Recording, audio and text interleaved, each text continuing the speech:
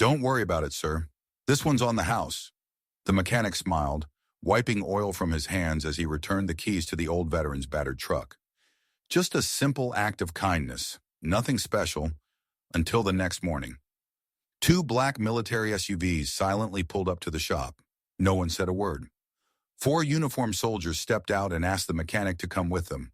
No explanation, no waiting for a nod. Think he was being arrested or honored? Type respect if you believe true kindness is never wasted. Alex Torres, 36, was a mechanic in the small town of Dust Ridge. His shop situated at the end of an old dirt road, right at the edge of the desert. The shop wasn't large, income just enough to live on, but Alex never charged high prices, especially for the elderly or veterans. One Thursday afternoon, a rusted 1972 pickup truck rattled into the garage, the rear wheel almost completely off its axle. Behind the wheel was an elderly white man with silver hair, wearing a faded military jacket, hands trembling but eyes still bright.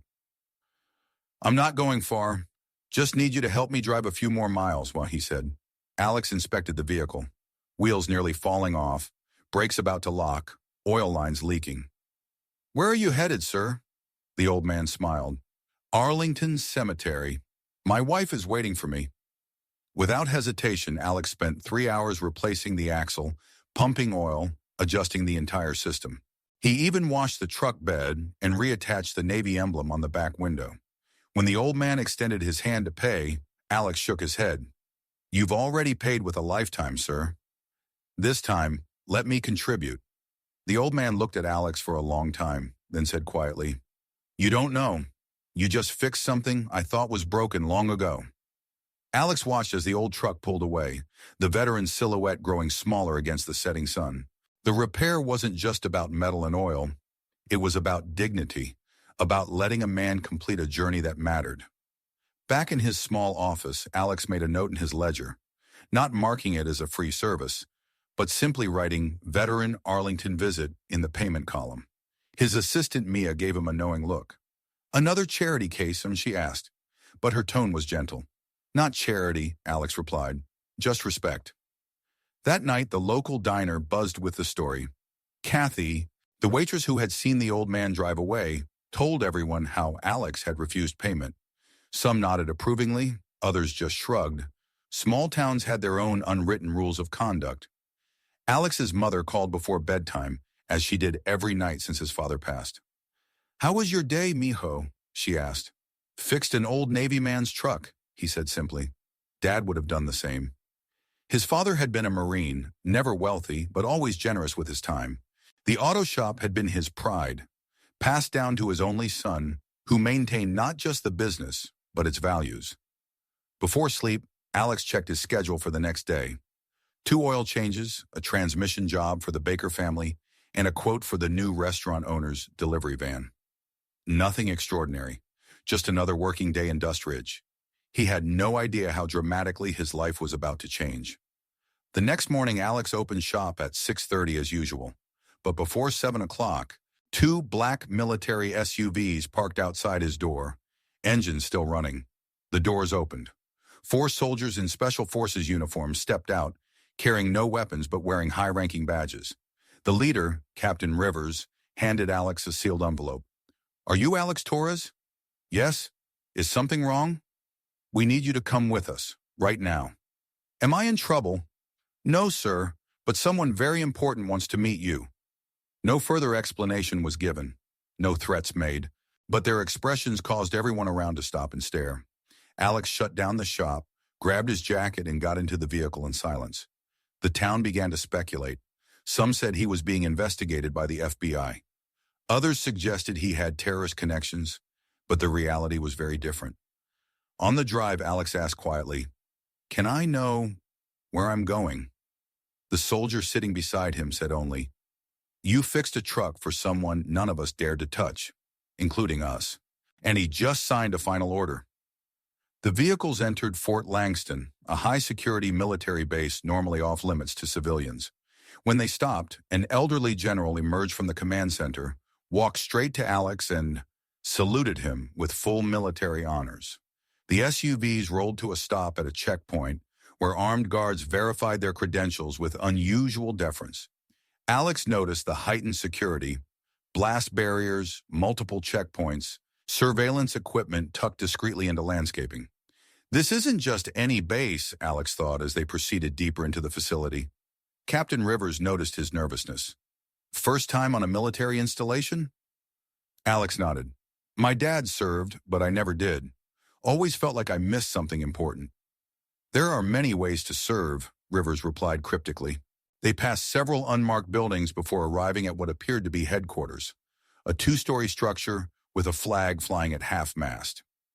Alex's stomach tightened. Inside, officers and enlisted personnel moved with purpose, some casting curious glances at the civilian in dirty work clothes. Alex felt entirely out of place among the pressed uniforms and polished shoes. Captain Rivers led him down a corridor lined with photographs, generals, presidents, famous battles. At the end stood a pair of Marines in dress blues flanking a wooden door.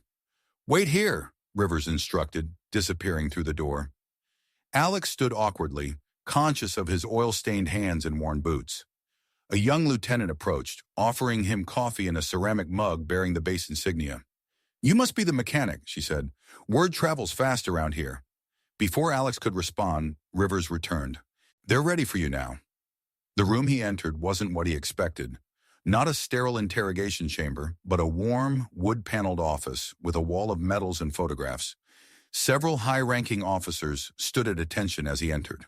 And there, behind an oak desk, sat the old man from yesterday, now wearing a general's uniform adorned with more stars and medals than Alex had ever seen in one place. Not because Alex was military, but because yesterday he was the only one who did the right thing, when nobody required him to. If you can feel the value of that act of kindness, type honor to remember all good deeds that went unnoticed. The elderly general introduced himself. General Franklin McNair, former Army commander, veteran of 3 Middle Eastern conflicts. It was the same old man who had visited the shop yesterday with his ancient pickup truck. Last night, after leaving the shop, he had driven to the military cemetery where his wife was laid to rest. Upon returning to the barracks, he left a special note, which read, I don't know the mechanic's name, but he did something that in all my years of service I've never seen on the home front. Respect without requiring rank. In his will, he requested, I don't want an elaborate funeral, but if anyone deserves the military salute, it's the man who fixed my truck yesterday. And so, Alex was invited to the base, not for questioning, but to be honored. In a small ceremony attended only by high-ranking officers, a photograph was displayed prominently. Alex smiling, holding the truck keys, with General McNair's pickup in the background. The media wasn't allowed to report it, but the internal military newspaper recorded the event as a moment of honor without weapons. When leaving the base, Alex was presented with a badge. Civilian Commendation for Service to a Veteran, U.S. Army Honor Roll. He simply bowed his head in silence, then asked to return to his small shop. But when he arrived home, the entire town of Dust Ridge stood in 2 lines to welcome him. The elderly shook his hand. Children asked for photos. His mother embraced him with tears. Your father was a soldier. You did something that would have made him so proud. General McNair, despite his failing health, had arranged everything before passing peacefully in his sleep the previous night. His final journey to Arlington had been more than a visit to his wife's grave. It had been his own farewell tour. The military officers explained to Alex that the general had been a legendary figure, a strategist who had saved countless lives through his battlefield innovations, a leader whose men would have followed him anywhere. But toward the end, Captain Rivers explained, he became disillusioned with how veterans were treated after service. He tested people, driving that beat-up truck to see who would help an old man without knowing his rank.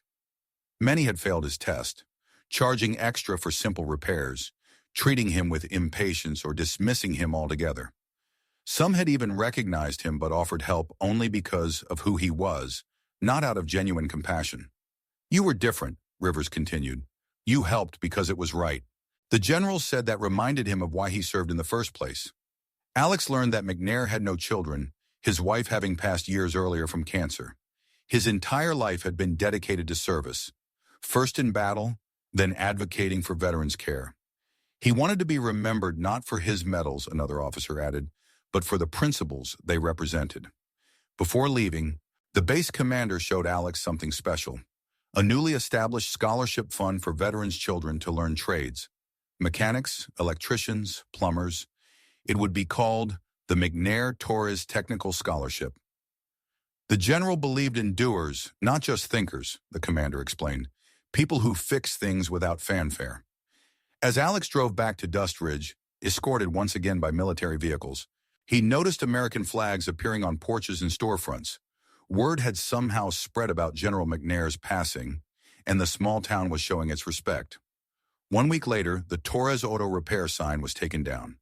In its place was a bronze plaque engraved, "McNair's Honor," in memory of the man who saluted a mechanic. Alex didn't change his way of life. Still fixed cars for the poor for free, still accepted cookies instead of cash.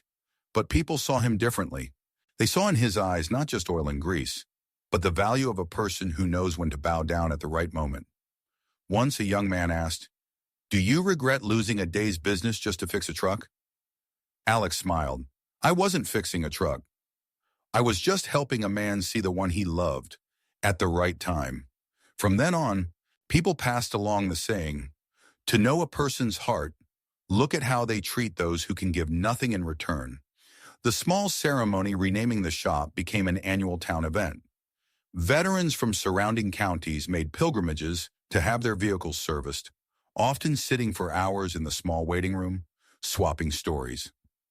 Alex hired 2 apprentices, both veterans struggling to find their place in civilian life. The work gave them purpose, structure, and most importantly, dignity. Each night before closing, Alex maintained a ritual. He would polish the bronze plaque, then stand quietly for a moment, as if at attention. His mother understood. "Your father would be proud," she told him, "not because you met a general, but because you were kind when kindness wasn't required." In a world that often measures success in dollars and status, Alex had discovered something more valuable. That honor isn't about grand gestures or recognition. It's about fixing what's broken when no one's watching. Some good deeds don't make the news, but in the heart of the recipient, they're an entire national anthem. Subscribe to TT Hero Stories if you believe honor, kindness, and gratitude should be remembered. Not in gold, but in silence and action. TT Hero Stories. Because some heroes never stop serving.